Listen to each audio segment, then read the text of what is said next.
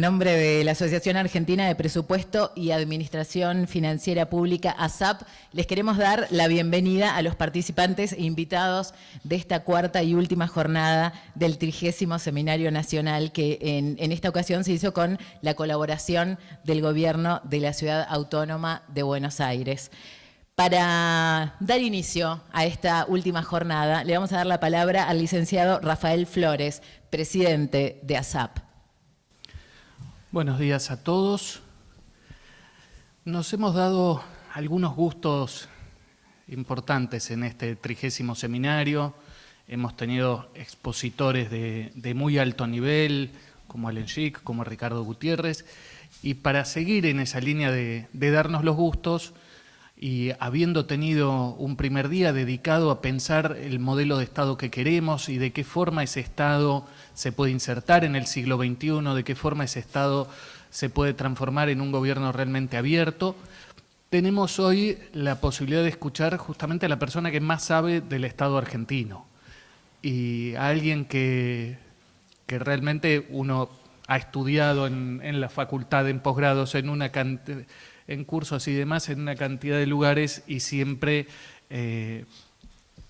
uno queda, cuando lo lee y cuando lo escucha, siempre le aporta una visión nueva, una forma de ver las cosas que nos deja pensando, que nos deja incluso mucho tiempo después con ideas que nos ayudan justamente a pensar. Así que en esa línea que como les decía, es de darse los gustos de ASAP. Hoy tenemos el enorme placer de escuchar a Oscar Oslak. Bueno, Oscar Oslak,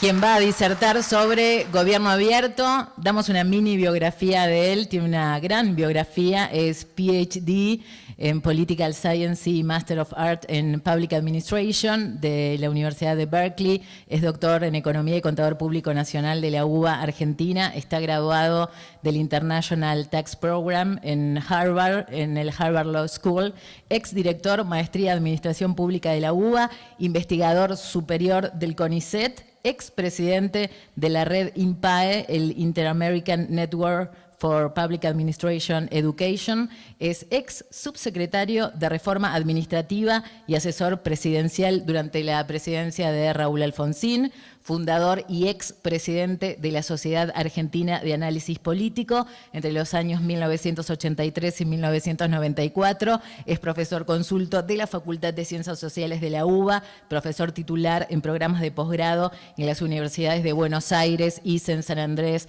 Flaxo, San Martín, es ex profesor en 3 de febrero en Patagonia y en otras universidades, obtuvo un sinnúmero de premios y becas durante su larga carrera y es autor de La formación del Estado argentino, Merecer la ciudad, los pobres y el derecho al espacio urbano, Proceso, crisis y transición democrática, Estado y sociedad, nuevas reglas de juego, Teoría de la burocracia estatal, ensayos críticos y alrededor de otros 100 artículos, capítulos de libros y demás que fueron publicados en Argentina, Estados Unidos, Europa y Asia. Presentar entonces a Oscar Oslak, quien va a disertar hoy sobre gobierno abierto. Bueno, muchas gracias. Creo que se podría haber resumido la presentación diciendo ex, ¿no? Porque a esta altura de la vida uno ya empieza a ser ex de muchas cosas, ¿no? Cuando era muy joven y yo empecé a escribir a una temprana edad, yo tengo artículos de la década del 60, iba a alguna reunión por ahí internacional que no me conocían y decía, uy, usted es Oslak, qué joven, ¿no? Hoy en día cuando digo yo soy Oslak, me dice, uy, creía que estaba muerto. Sí, así son las cosas, ¿no? Bueno, por supuesto me da un enorme gusto encontrarme aquí con amigos y poder tener la oportunidad de disertar sobre este tema que se ha puesto de moda en los últimos años. Y agradezco, por supuesto, entonces a ASAP, al Gobierno de la Ciudad de Buenos Aires, por la invitación. Es un enorme placer poder compartir con ustedes algunas reflexiones sobre este tema, donde, bueno, he modificado un poco el título por las razones que voy a explicar inmediatamente, ¿no? El título que le he puesto es Estado abierto hacia un nuevo paradigma de gestión pública. Podríamos ponerle un signo de interrogación, tal vez, ¿no?, a este subtítulo. En general, suponemos que el término gobierno abierto se origina en el 2009, cuando el presidente Obama de los Estados Unidos indica en su mensaje inicial que su gobierno va a ser un gobierno abierto, es decir, un gobierno transparente, un gobierno participativo y un gobierno colaborativo. Y estas se convierten, digamos, en los tres fundamentos principales de esta idea o de esta noción de gobierno abierto. En realidad, la noción de gobierno abierto viene de bastante antes, viene de la década del 60, en los Estados Unidos, precisamente, cuando se discutía la ley de acceso a la información pública durante la presidencia de Lyndon Johnson, ¿no? Por primera vez aparece en un artículo académico el nombre gobierno abierto, asociado justamente a esta idea de acceso ciudadano a la información pública. Posteriormente,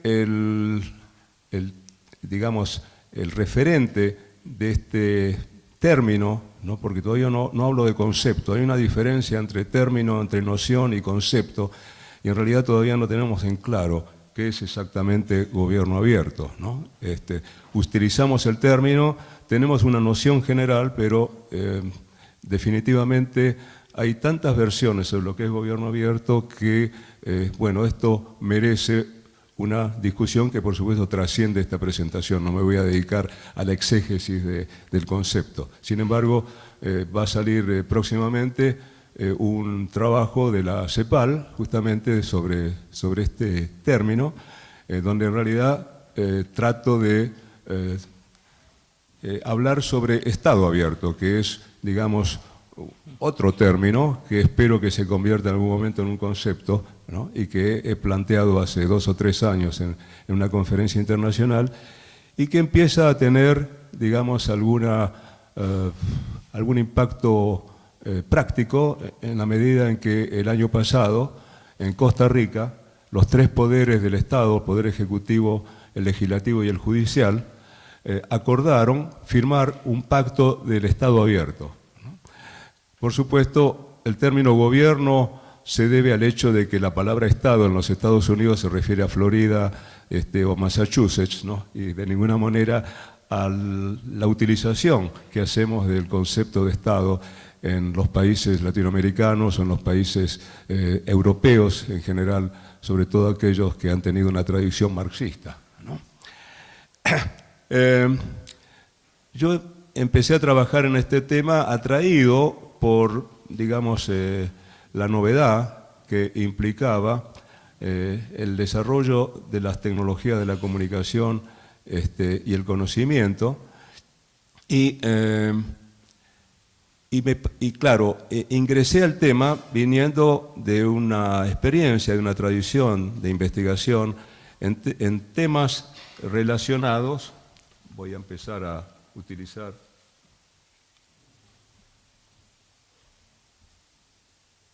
relacionado con la organización y la gestión estatal, como acá bien se ha dicho, ¿no? Es decir, este ha sido tema de toda mi vida. Hace algunos años atrás comencé a trabajar, digamos, en los términos en los problemas y en las cuestiones de la participación ciudadana y la relación de la participación ciudadana con la gestión estatal. Y hay, digamos, un enfoque analítico que en realidad se está desarrollando durante los últimos 10 años, fundamentalmente a partir del desarrollo de la web, que ha tenido diversas etapas, a partir de la web 1.0, 1.5, actualmente con la 2.0 y tal vez dentro de poco tiempo más con la web semántica, que supondrá un avance mucho más significativo en esta materia. Y el desarrollo de las TICs de alguna manera ha servido para enlazar, para vincular la temática de la organización y la gestión estatal con la temática de la participación ciudadana, en la medida en que las nuevas tecnologías de la información y de la comunicación permiten una relación de doble vía entre ciudadano y Estado. Sin embargo, como han sido enfoques que han tenido un desarrollo, podríamos decir, hasta cierto punto autónomo, ¿no? Yo considero que todavía son enfoques que están desacoplados, que no han conseguido integrarse. Y de alguna manera los trabajos que he producido hasta ahora sobre este tema procuran justamente vincular, ¿no?, estas tres tradiciones de investigación, una por supuesto mucho más reciente y sobre la cual yo conozco bastante poco, más allá del conocimiento necesario para poder entender un poco los nuevos lenguajes que se están desarrollando, ¿no? Cloud computing, digamos, la posibilidad del conocimiento colectivo aplicado a la gestión pública, crowdsourcing, por ejemplo, ¿no? Y una cantidad de términos que tuve que ir aprendiendo, viniendo de la tradición de la Remington manual, por supuesto, que ha sido, no soy un nativo digital, de manera que me resulta bastante más difícil que los chicos de hoy en día, ¿no? Y por lo tanto digo que estos enfoques están desacoplados. Ahora, empecé por preguntarme cuáles son los supuestos de los que parte esta noción de gobierno abierto, ¿no? Y estos supuestos, vistos desde el lado del gobierno, son bastante exigentes, yo diría, ¿no? Porque por un lado implica reconocer, por supuesto, que la tecnología hoy en día permite esta comunicación fluida de doble vía entre ciudadano y Estado. Eso es innegable, ¿no? Porque en un comienzo la web permitía que uno abriera una página y publicara información y la gente pudiera acceder. En una etapa intermedia se abrió la posibilidad de que uno pudiera hacer algunas transacciones y hoy en día con la web 2.0 es evidente que es posible una interacción permanente y fluida. Sobre este supuesto no hay ninguna duda, ¿no? El segundo supuesto es un poco más discutible. El gobierno debería abrir los canales de diálogo e interacción con los ciudadanos para aprovechar justamente la contribución que pueden hacer los ciudadanos, yo diría en un triple carácter, ¿no? Y en esto mirando dimensiones temporales diferentes. Por un lado, el futuro, ¿no? Es decir, la planificación, la programación, de qué manera el ciudadano puede intervenir en ese rol, ¿no? De colaborar con el Estado en los procesos de planificación y programación y diseño de políticas, ¿no? En relación con el presente a través de la cogestión y la coproducción de bienes y servicios, y en relación con el pasado, es decir, a través del seguimiento, el control y la evaluación de las políticas públicas, ¿no? Y ese triple rol, evidentemente, de alguna manera se ejerce, tiene alcances limitados todavía, pero evidentemente el ciudadano tiene hoy en día esa posibilidad. El tercer supuesto, todavía más discutible, es que la ciudadanía tendría que aprovechar la apertura de los nuevos canales participativos e involucrarse activamente en el ejercicio de esos tres roles que acabo de señalar. Y entonces, ¿qué es lo que se requiere desde el gobierno, desde ese punto de vista? En primer lugar, abrir la caja negra del Estado, ¿no? A la que se refería Max Weber hace 100 años atrás, ¿no? Abrir la caja negra, desaparición del secreto, que aparecía como, digamos, la característica fundante y central de la función pública, y marco en negrita los verbos, ¿no? Para enfatizar justamente el alcance de estas exigencias. Segundo lugar, instar a que los funcionarios escuchen a los ciudadanos, ¿no? Pero no escuchen como... recuerdo que hace algunos años atrás, en alguna aerolínea norteamericana, las azafatas dirigiéndose a los pasajeros, decía, we request your undivided attention, ¿no? decía, requerimos su atención no dividida, o sea, no lea el diario, no mire, digamos, su celular, sino que escúcheme bien y le voy a decir cómo se tiene que poner el cinturón de seguridad, ¿no? Etcétera, etcétera. Y, es decir, no oiga al ciudadano, sino escuche al ciudadano. Y hoy en día el concepto de escucha activa, por ejemplo, es uno de los conceptos que se ha desarrollado en torno a esta idea. Por otro lado, hay que responder a las propuestas, ¿no? No solamente escuchar, sino responder. Si estamos hablando de interacción, tiene que haber un ida y vuelta, ¿no? en esa comunicación. Además que, por supuesto, que el Estado los acepte a los ciudadanos como coproductores y además deban rendirles cuenta, que es otro de los temas, por supuesto, centrales de esta asociación, ¿no?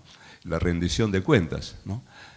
Que por otro lado no lo dije, pero en la segunda instancia, digamos, en este desarrollo del concepto de gobierno abierto, la discusión en los años 70 y 80 pasó justamente por el tema de la rendición de cuentas. Se empezó a vincular gobierno abierto con rendición de cuentas.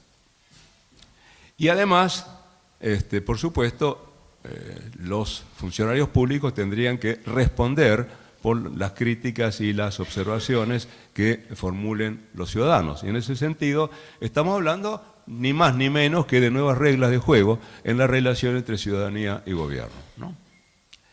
Eso no es todo, ¿no? Porque, digamos, ¿qué es lo que se requiere del lado de la sociedad? Estamos hablando de una relación de doble vía, ¿no?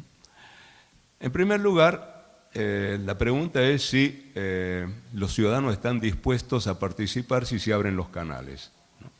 Gran pregunta, ¿no? Yo tengo, y voy a presentar en un rato, sobre participación ciudadana y donde ustedes verán cuáles son los resultados, ¿no? En términos de la actitud de los ciudadanos hacia la participación ciudadana y el ejercicio efectivo de esa participación.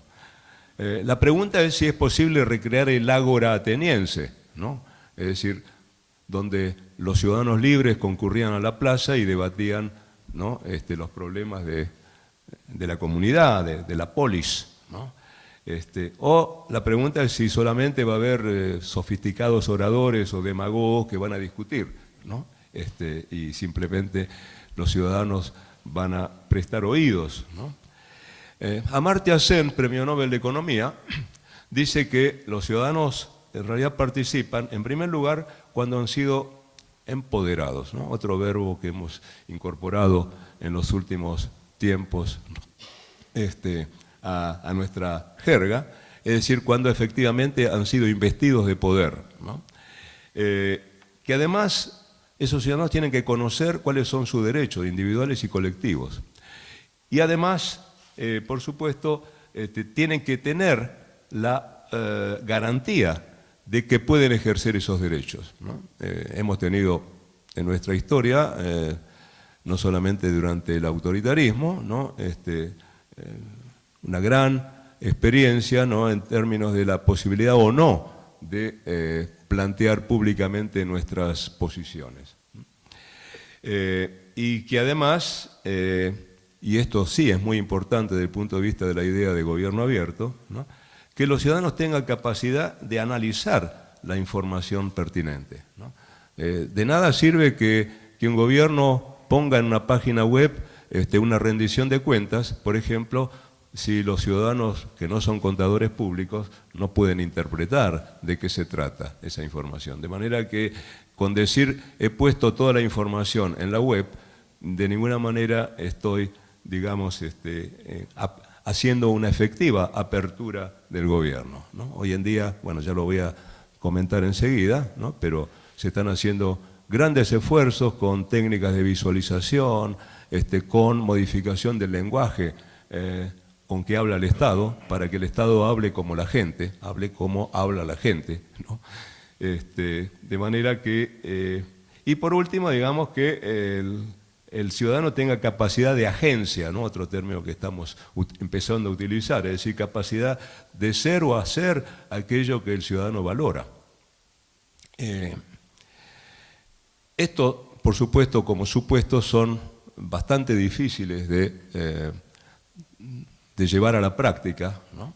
Sin embargo, hay avances, ¿no? Hay avances, y en ese sentido quiero señalar, digamos, algunas de las tendencias recientes. Por un lado, digamos, los sesgos del rol del Estado. Hemos pasado de un Estado, de una organización social estadocéntrica a una organización privatista, ¿no?, como hemos tenido durante los 90, ¿no? Y, digamos, con el regreso del Estado a partir del siglo XXI, podríamos decir que estamos en la dirección de una organización social donde el ciudadano empieza a ocupar un lugar más central. Tal vez en algún momento tengamos una organización social sociocéntrica, que no gire alrededor del mercado únicamente, que no gire solamente alrededor del Estado, ¿no?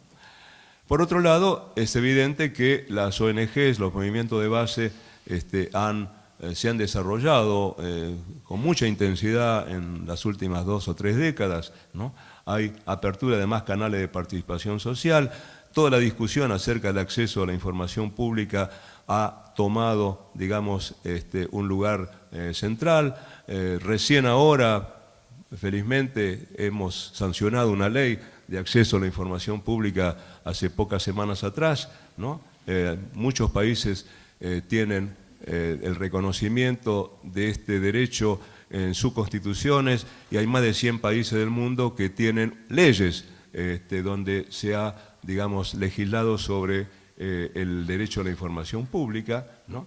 Que plantea, digamos, la obligación del Estado de brindar información al ciudadano, y por lo tanto hay, o por lo menos estamos en ciernes de un nuevo paradigma social, una democracia no solamente representativa, sino también una democracia participativa. Ya desde hace muchos años, el CLAD, que es una organización que todos conocemos, o casi todos creo que conocemos, ¿no?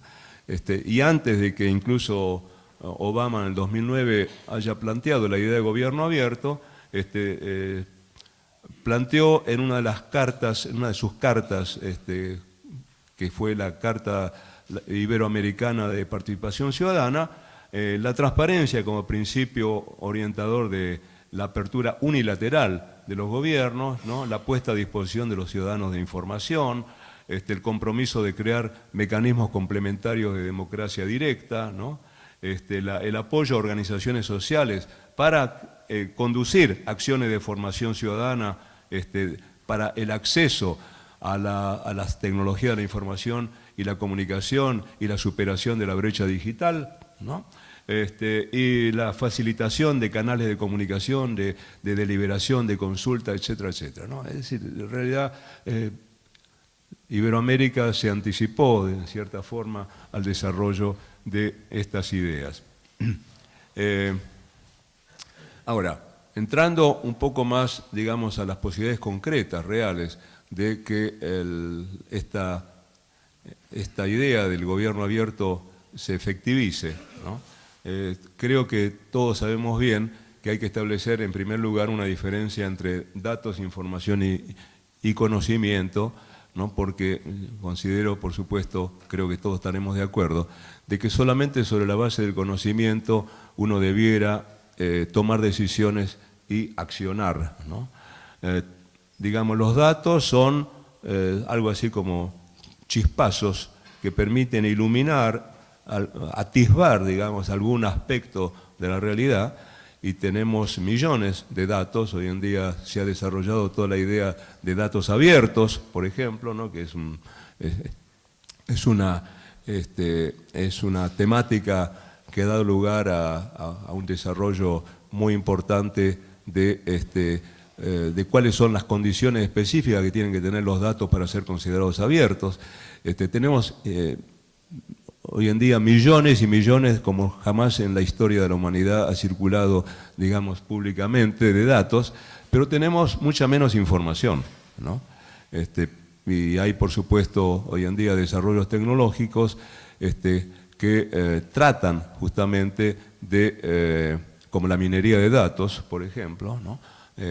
Que trata de resolver los problemas de la enorme masa de información existente para, digamos, que parte de esa información de esos datos empiecen a tomar sentido a partir de su conversión en información. La reunión de información permite obtener conocimiento y la idea es que a partir del conocimiento uno pueda accionar, ¿no? Sin embargo, creo que, y en esto estoy seguro que vamos a coincidir, ¿no? Esta no ha sido la característica de los procesos decisorios, ¿verdad?, en nuestras administraciones públicas. En primer lugar, pero antes de entrar en este punto, diría que hay importantes restricciones al derecho de la información, hay exigencias excesivas frente a la actual capacidad de respuesta de los gobiernos, porque no existe realmente todavía, por ejemplo en la Administración Pública Argentina, un diagnóstico preciso acerca de cuáles son las posibilidades reales de dar respuesta a lo que podría ser una avalancha de pedido de información de los ciudadanos a partir de la sanción de la ley, ¿no? ¿De qué manera está el Estado, el gobierno, digamos la administración pública, preparada para dar respuesta, ¿no?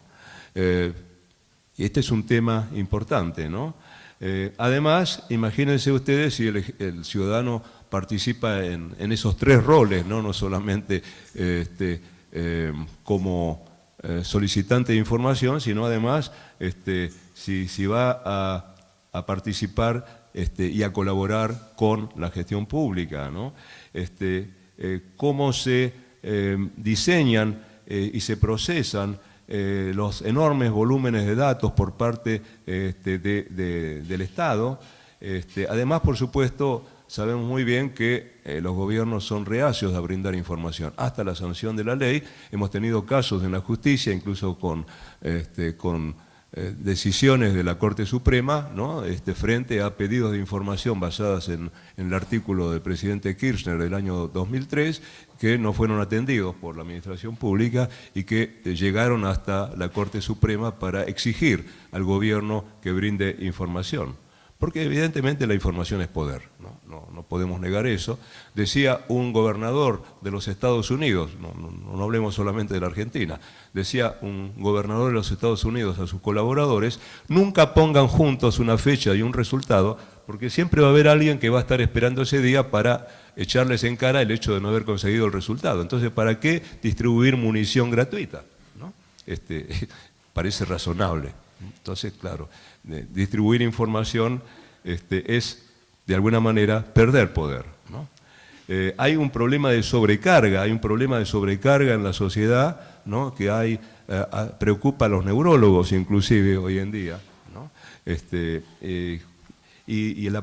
Bueno, no voy a entrar en la experiencia de los presidentes de los Estados Unidos que han tenido que enfrentar este problema, sobre todo a partir de la decisión de Clinton, por ejemplo, de dar a conocer toda información reservada, que toda información reservada en los Estados Unidos que no ha sido dada publicidad tiene que tener lo que se denomina un sunshine date, el día que sale el sol para el documento. Ese documento, el día que termina, ¿no?, tiene que ser dado a publicidad. Interviene igual la CIA, ¿no?, y decide si se da publicidad o no. Pero, digamos, Estados Unidos no ha desarrollado un software que permita procesar la increíble cantidad de información que no ha sido dado a publicidad. No tiene todavía desarrollado ese software, ¿no? Y la minería de datos no sabemos si es todavía basada, digamos, en técnicas, en técnicas informáticas muy sofisticadas, ¿no?, de inteligencia artificial. No sabemos todavía si es una ilusión o una solución. Pero hay tendencias, como decía recién, en la formulación e implementación de políticas públicas que yo las reduzco a 4 tendencias fundamentales. Y vamos a ver si estamos de acuerdo con esto, ¿no? En primer lugar, el predominio de lo que yo llamo una visión presentista, ¿no? Si decimos que hay 3 tiempos, digamos pasado, presente y futuro, el tiempo que predomina es siempre el presente. La ley y las decisiones es lo que se hace todos los días, ¿no? Digamos, el futuro implica, por supuesto, la planificación, la programación. El pasado implica el seguimiento, el control y la evaluación de lo que ocurrió, ¿no? Bueno, por lo tanto, digamos, podríamos decir que la gestión no tiene futuro ni pasado, ¿no? Digamos, como una exageración, por supuesto, de una tendencia bastante recurrente, ¿no? Por otro lado, en función de esto, muchas veces se desconoce cuáles son los efectos colaterales de las decisiones que se adoptan. Y por lo tanto, las políticas generan efectos no deseados y no anticipados. Uy, no se me ocurrió esto, ¿no? Claro, teníamos que haber considerado. Entonces a veces se le imputa a la política, ¿no? No a las políticas, a la política el hecho de no haber conseguido un resultado, cuando en realidad, como decía el viejo amigo Hirschman, ¿no? En realidad las consideraciones políticas tienen que ser parte de las decisiones técnicas, no puede ser un elemento ajeno que interviene, ¿no? Saboteando la ejecución de una política que es esencialmente buena, ¿no? La bondad de esa política está determinada también, ¿no? Por las consideraciones políticas, que es una variable interviniente en la decisión, ¿no? En tercer lugar, hay una preferencia por una gestión autista, ¿no? Y acá no quiero que nadie me haga una denuncia al INADI, ¿no? Por utilizar el término autismo, ¿no? Sino que quiero decir que en general la gente prefiere la decisión aislada, individual, ¿no? Salir en la foto 4x4 y no en la foto colectiva de la revista de fin de año donde aparecen todos, ¿no? Es decir, nadie quiere que la responsabilidad quede diluida en un conjunto de intervinientes, porque en realidad están fallando, y lo sabemos muy bien, todos los mecanismos de coordinación. Incluso el actual gobierno tiene grandes problemas. Yo lo he visto esto en varios otros gobiernos, lo he visto en El Salvador, por ejemplo, ¿no? Que crean instancias de coordinación de políticas, ¿no? Por ejemplo, hoy no tenemos un superministro de Economía, tenemos las decisiones distribuidas entre varios ministros y secretarios coordinadores, ¿no? Pero en definitiva es muy difícil coordinar política. Entonces hay un problema de falta de coordinación horizontal a nivel de una misma jurisdicción y por supuesto vertical también, entre jurisdicciones que intervienen en torno a una misma cuestión. Una inundación no se detiene en la General Paz, ¿no? Y por supuesto afecta las jurisdicciones inmediatas y por lo tanto requiere mecanismos de coordinación de políticas de manera de resolver conjuntamente esas cuestiones. Y en cuarto lugar, ausencia de otro tema que es caro a esta asociación, pero un término que inventé hace algunos años atrás en un trabajo que está disponible, ausencia de respondibilidad, ¿no? Que no es exactamente, es decir, yo diría que es una más fiel traducción del término accountability, que es el que utilizamos habitualmente. Fíjense que seguimos diciendo accountability horizontal, accountability vertical, accountability social, porque en español no hemos desarrollado un concepto que con una sola palabra, un solo término, ¿no? Transmitamos la idea de rendición de cuentas hacia aquellos a quienes hay que rendir cuentas, ¿no? Y yo creo que a pesar de que hemos creado innumerables organismos en los últimos 20 años, yo hice un listado por ahí en un trabajo como 30, distintos tipos de mecanismos administrativos, legales, de todo tipo, ¿no? Hemos creado auditorías, contralorías, defensores del pueblo, oficinas anticorrupción, etcétera, etcétera, ¿no? Y sin embargo, digamos, la rendición de cuentas no ha mejorado demasiado, ¿no? Y yo creo que la rendición de cuentas mejorará en el momento en que efectivamente se incorpore como valor a la conciencia, es decir, que no sea una exigencia desde afuera, sino que sea una exigencia desde adentro de cada individuo, ¿no? Esa es la idea que quiere transmitir este concepto de respondibilidad, ¿no? Es decir, hay un sujeto y un objeto de la rendición de cuentas y yo creo que hasta que no se incorpore este valor, difícilmente, ¿no?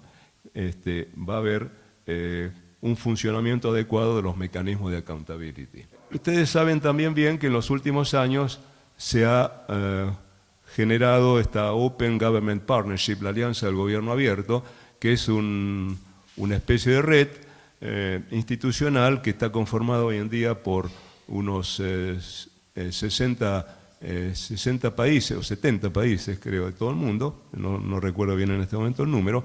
Argentina se incorporó hace unos 3 años, creo que estaba presentando su segundo plan, de acuerdo con las exigencias de la alianza del gobierno abierto, los países tienen que presentar planes de acción donde incluyen una serie de iniciativas y promesas de realización de proyectos, ¿no?, que están dentro de la línea del llamado gobierno abierto. Inicialmente se utilizaban los parámetros del propio Obama, de transparencia, participación y colaboración. La alianza del gobierno abierto no incluye ninguna definición en ninguna parte sobre qué es exactamente gobierno abierto. Y por lo tanto, los países, en sus planes de acción, decidieron, cada uno de ellos, exactamente qué es gobierno abierto. En muchos casos se confunde gobierno abierto con gobierno electrónico, entonces el gobierno electrónico pasó a ser parte del concepto de gobierno abierto.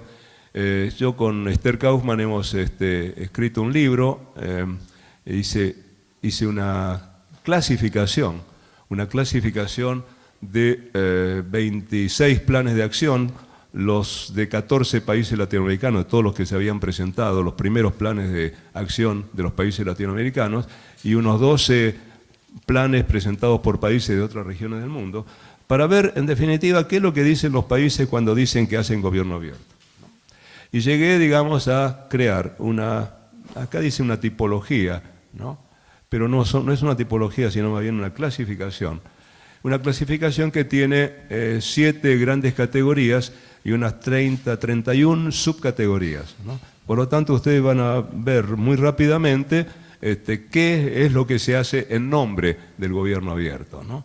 La primera categoría es ampliar la información pública disponible para la ciudadanía, y esto implica abrir los repositorios de información clasificada que tiene el gobierno, ¿no?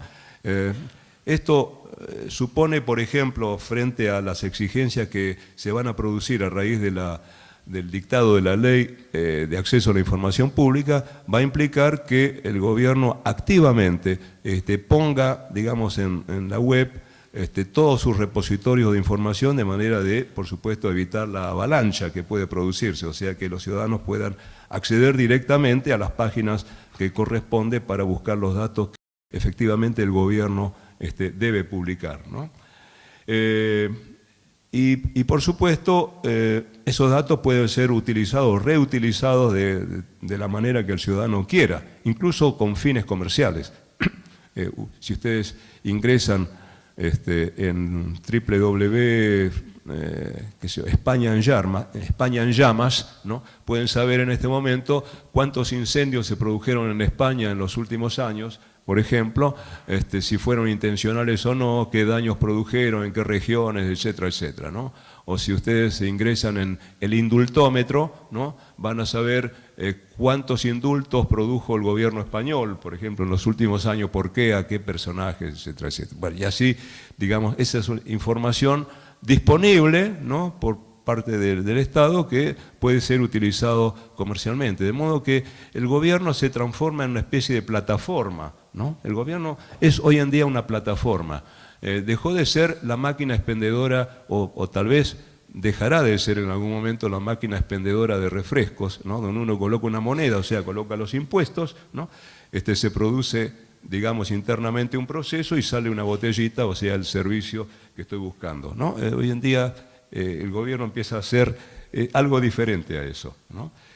Ofrecer más y mejores servicios interactivos, nuevas aplicaciones a partir de las tecnologías disponibles, ¿no?, nuevas tecnologías que amplíen o mejoren las posibilidades de manejo y procesamiento de datos abiertos, etcétera, ¿no?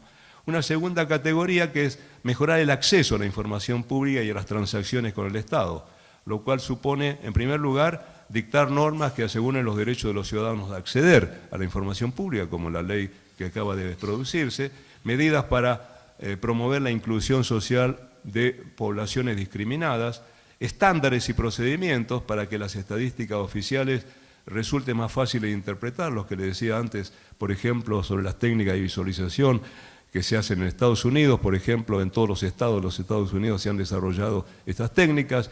En los países europeos nórdicos, por ejemplo, se está haciendo intentos fuertes de modificar el lenguaje oficial, ¿no?, para que, digamos, el público pueda entender mejor la palabra del Estado, ¿no? Ampliar los canales de comunicación para que se pueda acceder a informaciones, crear estándares para el uso de las redes sociales, algo que se está desarrollando, por ejemplo, en este momento en España. Adoptar iniciativas que supriman barreras institucionales que inhiban la acción de la sociedad civil, ¿no? Promover programas que reduzcan la brecha digital, ¿no? Simplificar trámites administrativos a través de guías instructivos online, etc., ¿no? En tercer lugar, digamos, proteger los derechos de funcionarios y usuarios, como por ejemplo el desarrollo de mecanismos que aseguren la privacidad y la protección de los datos individuales, una amenaza enorme que existe hoy en día, ¿no? Uno busca un hotel en internet y a los 10 minutos tiene ofertas de ese mismo lugar y donde ya le informa, como me informaron esta mañana, que conocen mis gustos, saben qué clase de intenciones tengo en materia turística y por lo tanto me están ofreciendo aquellas cosas que son compatibles con mis preferencias, ¿no? Hoy en día la web sabe más sobre nosotros que nosotros mismos. Entonces esto es realmente una amenaza a la privacidad, ¿no? Proteger a los empleados públicos y a los whistleblowers, a los soplones, digamos, ¿no? A los informantes que pueden informar sobre situaciones de corrupción o, digamos, manejo de información sensible, ¿no? Y hay, digamos, una enorme cantidad de legislación que se adopta en esa materia y de otros mecanismos de protección, ¿no? Creando estos mecanismos de accountability, mejorar los sistemas de aprovisionamiento estatal, como Buenos Aires compra, bueno, en esta materia de los tiempos en que yo tenía un pequeño equipo en función pública en los años 80, dedicado a pensar, digamos, un nuevo régimen de compras públicas. Bueno, evidentemente hemos dado un enorme salto y hoy en día, por supuesto, los sistemas de aprovisionamiento estatal han mejorado sensiblemente, ¿no? Y reducen en buena medida las posibilidades de corrupción, ¿no? Mejorar el acceso a los servicios públicos, ampliando canales de comunicación, simplificando trámites administrativos, desarrollando servicios públicos. Luego, el tema de la promoción de la participación ciudadana en la gestión estatal, la realización de visitas de funcionarios, sobre todo en municipios, la habilitación de plataformas para petitorios y demandas ciudadanas, el fomento de proyectos e iniciativas de coproducción de bienes y servicios entre el Estado, el mercado y las organizaciones sociales, instancias de coparticipación en procesos decisorios del Estado. Hay gobernadores brasileños, por ejemplo, que someten a consideración de la ciudadanía todos los meses 2 o 3 iniciativas y los ciudadanos votan en línea. El Partido de la Red aquí en Argentina de alguna manera procura hacer algo parecido, pero ya está implementado efectivamente la puesta a consideración de la ciudadanía en una suerte de avance en la dirección de una democracia poco más participativa, ¿no?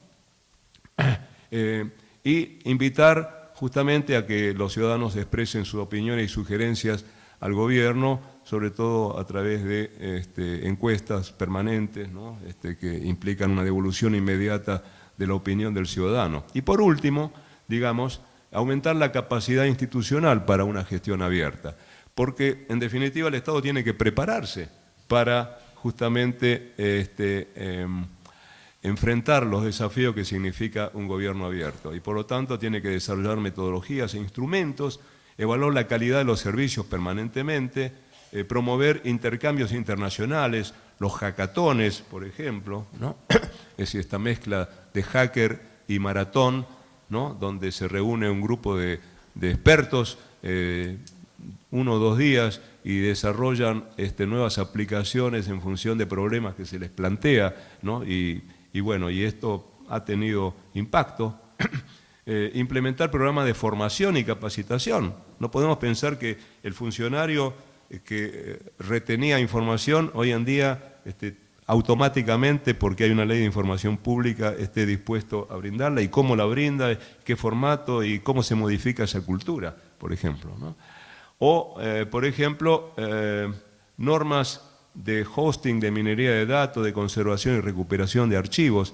La red Novagop, que se ha desarrollado básicamente en España, pero es una red iberoamericana, yo diría que el 70-80% de las intervenciones en esa red tiene que ver justamente con el tema de la conservación y recuperación de archivos, que va a ser, yo creo, en el futuro uno de una de las grandes profesiones, ¿no?, frente al desafío que implica el manejo de enormes masas, volúmenes de información, ¿no? Hablamos de participación ciudadana y esta última parte, no sé cómo estoy con el tiempo, mal. Bueno, entonces voy a hacer lo siguiente, voy a pasar rápidamente. Acá simplemente son preguntas de, bueno, ¿de qué hablamos cuando hablamos de participación ciudadana?, ¿no? La pregunta es, ¿los ciudadanos están dispuestos a participar?, ¿no? ¿Cuánto? ¿3? ¿1? 5. Bien, bárbaro. La gente en general, me incluyo, por supuesto, somos todos free riders, ¿no? Somos free riders, ¿no? Vamos y decimos, sí, hay que hacer esto, por supuesto. Bueno, animémonos y vayan, ¿no? Es decir, a ver, hice una investigación, una encuesta, una gran encuesta, en realidad la reunión de 47 encuestas de 47 municipios de todo el país, hechas en la jefatura de gabinete por la doctora Marta Ollanarte cuando era subsecretaria hasta el año 2009, ¿no? Reuní 18.000 casos, la mayor encuesta que se pudo haber hecho en el país, 10 millones de personas representadas, ¿no? O sea, la cuarta parte de la población del país. Todo el mundo está entre las 100 y pico de preguntas, ¿no? Todo el mundo abrumadoramente a favor de la participación ciudadana, ¿no? Nadie considera que más del 90% de la gente a favor. Se le preguntó a la gente, bueno, ¿usted participa? Sí, bueno, ¿en qué participa? Bueno, la mitad de la gente va a misa, ¿no? Es una organización, ¿no?, la iglesia. Por lo tanto, digamos, hay una participación ciudadana yendo a misa, por ejemplo. Otro porcentaje importante participa en las escuelas, en las cooperadoras escolares. Apenas un 3 y pico % militó alguna vez o milita actualmente en partidos políticos, ¿no? Y, por supuesto, la inmensa mayoría señaló que no estaba en condiciones de participar. Esta es una o dos o tres de más de 100 preguntas, ¿no?, que tiene la encuesta y donde he visto, en realidad la encuesta estaba dirigida a ver cuál era la calidad de la ciudadanía argentina en términos democráticos. La gran pregunta es, ¿son los ciudadanos argentinos democráticos?, ¿no?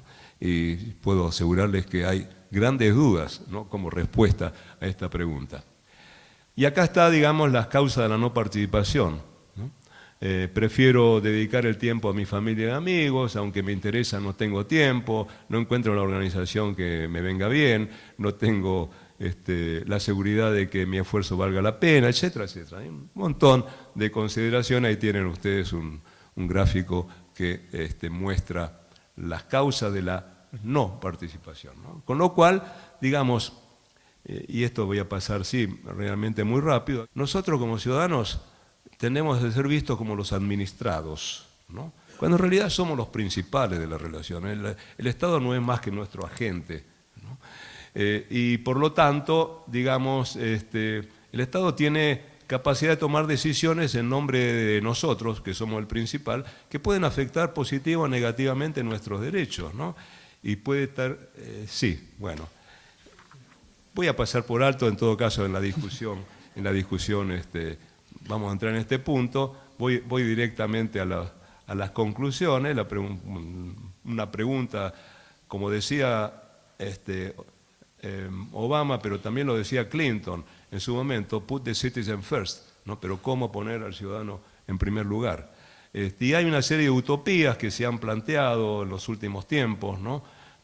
Utopías en el sentido de que, digamos, la sociedad podría llegar a tener la capacidad de controlar, ¿no? Acá se habla de control, ¿no? De controlar al Estado en la medida que, y yo esto me lo puedo imaginar, no está en las fantasías de ninguna de estas utopías, ¿no? Pero en algún momento podremos tener un chip implantado en nuestro cerebro que nos indique automáticamente cuando alguien tomó una decisión que nos afecte o que afecte nuestros intereses, ¿no? Digamos en términos de imaginar el avance de la ciencia, ¿no?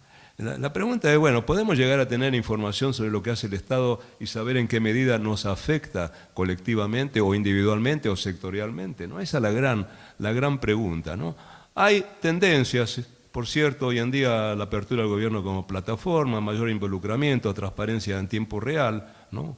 Tal vez un nuevo mundo feliz. Los gobiernos no están dispuestos a ser controlados, ni los ciudadanos a controlarlos, y estos supuestos de que estarían dispuestos no se cumplen, por lo menos en las democracias que supimos conseguir.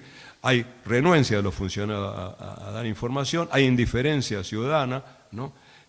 Y por lo tanto la disposición de gobierno y de ciudadanos no es suficiente como para asegurar que los gobiernos rindan cuenta y que la ciudadanía exija esa rendición de cuenta. Con lo cual, y es así, acá termino, ¿no?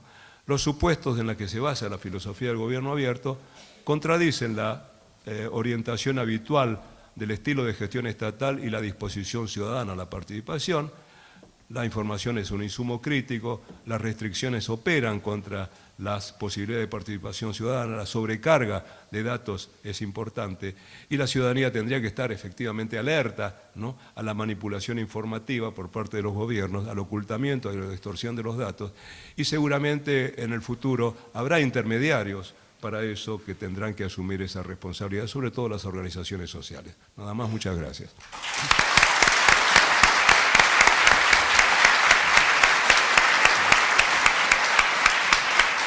Vamos a abrir el espacio para preguntas. Abelardo Arvin, bueno, primero el agradecimiento a mi profesor de maestría.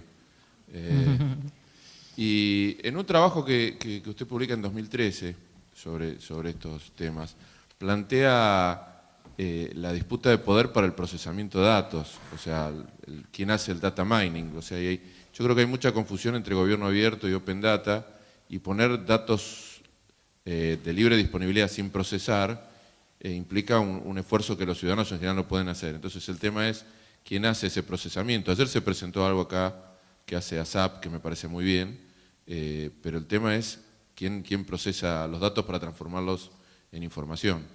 Ese es un tema. Y la otra cuestión es que en el ágora ateniense había esclavos también que trabajaban para que ese círculo rojo pudiera debatir. No sé si no estamos más o menos parecido cuando hay mucha gente. ¿Cuál círculo rojo? Cuando el llamado, lo que ahora llaman el círculo rojo, por ahí discuta, hay mucha gente que no se interesa en como quedó demostrado. Digo, no es una cosa parecida al ágora, digo, donde había una porción minúscula que debatía y el resto. En la época de los griegos era fácil participar, ¿no? Porque los ciudadanos libres concurrían a la plaza y los esclavos hacían la tarea en el hogar, ¿no? Entonces, de esa manera, todo el mundo tenía tiempo para participar, ¿no? Bueno, el tema del procesamiento de datos es justamente la clave, ¿no? Porque evitar la distorsión, la manipulación de los datos es central en este proceso de informarse, ¿no? Justamente el gran problema es quiénes son los intermediarios, ¿no? Si va a ser la prensa, si van a ser los partidos políticos, si van a ser las organizaciones sociales, si van a ser fundaciones, ¿no? Es decir, hay por lo menos potencialmente una enorme cantidad de procesadores de datos. Nadie, o muy pocos en todo caso, pueden tener la absoluta neutralidad como para, digamos, que esos datos simplemente transmitan la realidad, ¿no? Por lo tanto, esta es la última admonición, ¿no?, de que hay que estar alerta a la manipulación informativa, ¿no? Yo creo que, y acá hago, digamos, esto es una simplificación enorme, ¿no?, pero creo que a través de la historia de la humanidad, me parece que digo algo de eso en ese trabajo del 2013, ¿no?, el gran recurso de poder fue la coerción física, la violencia, ¿no?, el uso de la violencia.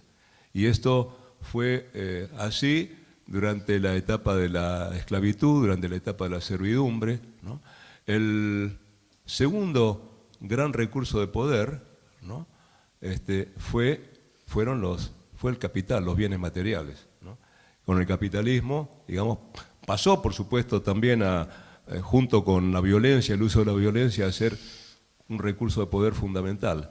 Yo creo que nosotros estamos en ciernes de que la información se convierta hoy en día, y ya es en buena medida, el gran recurso de poder, ¿no? Por lo tanto, ¿quién tiene acceso a la información y que tiene la capacidad de convertir los datos en los datos abiertos, digamos, los datos granulados, ¿no? Básicos, convertirlos en información, van a ser aquellos que detenten el poder en el futuro, ¿no?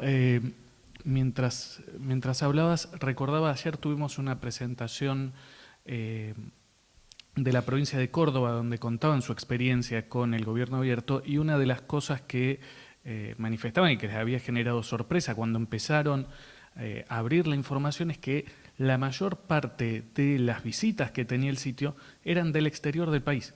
O sea, no eran los cordobeses, sino que era gente del exterior que entraba probablemente para conocer, para ver cómo era la herramienta. Y la encuesta que comentabas apunta en la misma dirección. Entonces, ¿de qué manera se puede lograr estimular la participación ciudadana para que efectivamente sean los demandantes de información? Porque si no, estamos delegando todo en la oferta y le exigimos al Estado que ofrezca algo que la ciudadanía no demanda. Bueno, el Estado tiene que ser un activo promotor de la participación ciudadana, eso no cabe duda. Espontáneamente los ciudadanos no participan. Esa misma gran encuesta que armamos muestra, por ejemplo, entre otras cosas, en primer lugar, que los ciudadanos con mayores recursos, mayores ingresos, mayor educación, etcétera, son los más democráticos, digamos, ¿no? Respecto de los sectores de menores ingresos, menos educados, etcétera. Sin embargo, los sectores que más se vinculan entre sí, que están más dispuestos a vincularse con otros para resolver problemas colectivos, son precisamente esos, ¿no? Porque en realidad son aquellos que sufren, ¿no? Algún tipo de desconocimiento de sus derechos, ¿verdad? De sus valores, ¿no? Y por lo tanto están mucho más dispuestos a establecer vínculos, ¿no? Que permitan una participación y una acción colectiva, ¿no? Respecto de los otros, ¿no? Entonces, digamos, por supuesto, las variables y los indicadores que se utilizan para calificar la calidad de la democracia pueden ser discutibles, ¿no? Pero los datos, estos datos son bastante significativos, ¿no? Desde el punto de vista de quién está dispuesto a participar y cuándo está dispuesto a participar, ¿no? El certificado de participación a este seminario y además un obsequio que es un hermoso libro de un fotógrafo alemán que registró sitios que le despertaron a él mucha curiosidad en su paso por Argentina.